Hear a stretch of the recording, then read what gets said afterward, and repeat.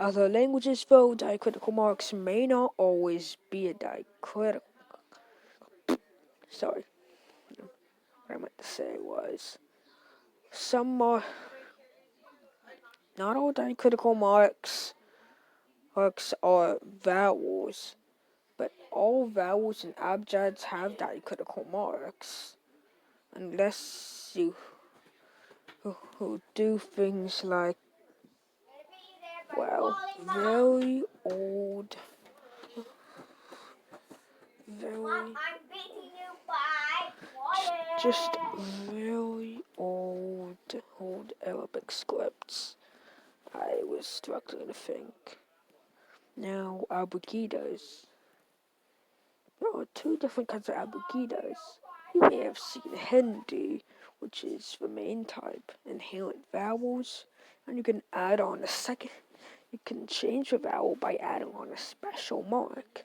This may just sound like a different way of describing abjads, but there is a difference.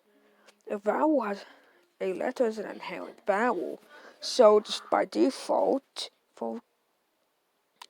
let's say this imaginary symbol, think of your own. Oh, this is a blank screen. Let's say your imaginary symbol means b, like the B sound. But because an abugida, because how abugidas work, it's not just b. There's an a in it, ba. That vowel is invisible. You can get rid of it using Hindi, the thing that has no official English name called a virama. At least I think it's called a virama. It cancels out the vowel. Or you can use different diacritical marks to change or add on to a vowel. Most languages just actually don't modify a vowel, we only change it. Very few modify it, and very few do both. Very few only modify it, but most do both. Now, there is one abugida that isn't really an abugida anymore. Amharic. You may have heard Amharic. Amharic uses a very strange script. It's a native African script with Arabic roots. The thing is, however, that it's more so syllabary now. Sure, most of the letters actually have different forms, but does that even count? Because in the past, they used to be separate diacritical marks, and even now, there's slight variations that all look pretty similar. So it's the in-between point of an abugida and syllabary. Some syllabaries have turned into abugidas, and rarely abugidas, like Amharic, it turned to syllabaries. We don't exactly know where it came from, but it's definitely something that Ethiopic and Eritrean people love. Now, syllabaries. You heard me talk about them a little bit. Syllabaries, each letter represents a syllable, or in the case of Japanese hiragana and katakana, most of a syllable. With Mora, I don't know. Look up Mora yourself. There's not much to say about syllabaries, but one great example of a syllabary would be Japanese hiragana and Japanese katakana. But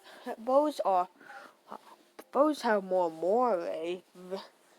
They have more mora than syllables, and more digraphs for syllables. So they're the weakest. So they're more vocabulary. An unofficial term I came up with. JK, that term was actually first made up by some random person that I found on YouTube. This is also going on YouTube. I know this. There's no editing done to this. And finally, almost finally, ideographic systems and pictographic systems. I don't know what the difference between them is. Ideographic represents ideas, and pictographic just represents pictures. But some pictographic systems are ideographic. All ideographic systems are pictographic, but all pictographic systems are not ideographic.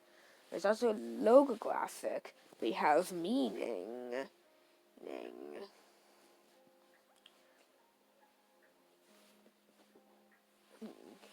and pronunciation. Some symbols in a logographic system, like for example, yin. I'm pretty sure it's two yings, right? Yin. There's two symbols that are both pronounced yin, but that's the logographic side. The pronunciation and slight amount of meaning. Sometimes the meaning can change depending on the context.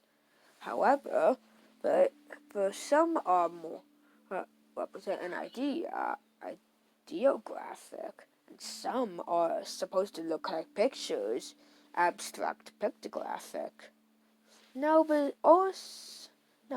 could be more, but those are the official ones.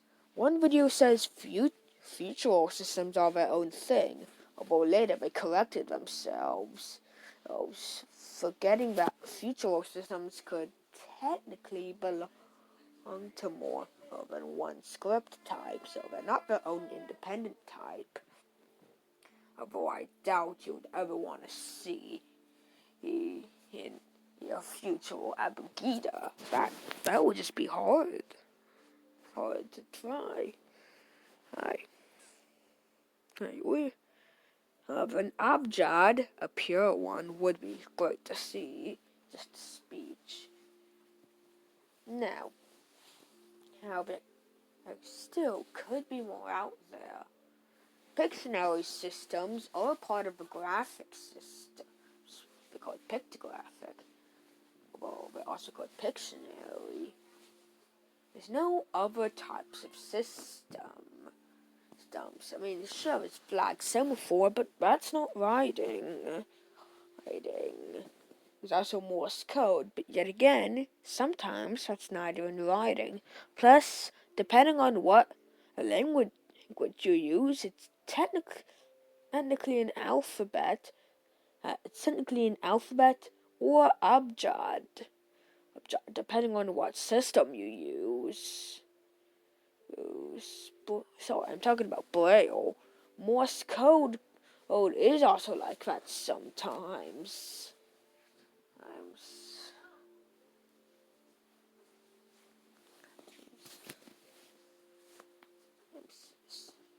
There are some issues of classifications, which have been sprouted into more. There are weird things that exist.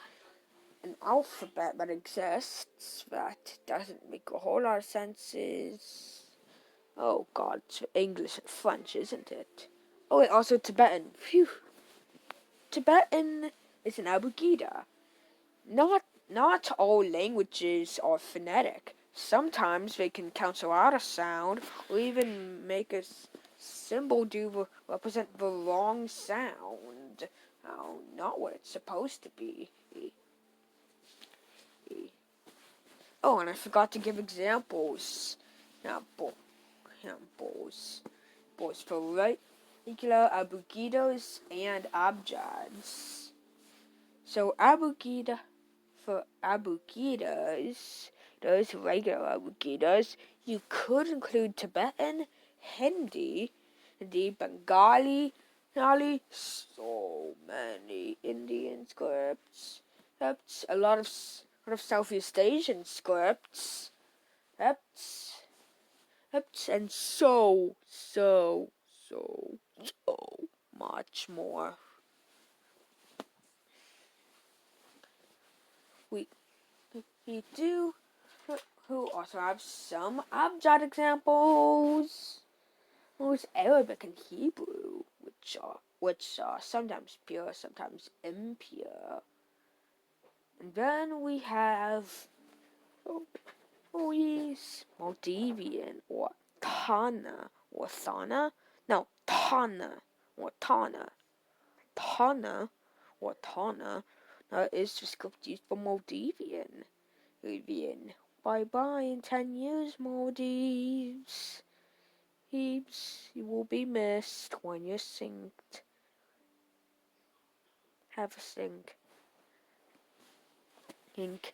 Oh, and ideographic / logographic / pictographic Chinese and Japanese Hanzi. No, kanji. Blech. Can't speak. Eek. However, Hanzi, the script that China uses, used to be pictographic, but then slowly became ideographic, logographic, and abstract pictographic. What a melting pot! Then it was also all put into Japan because Japan needed alphabet thingy. So, yeah. That's all for now.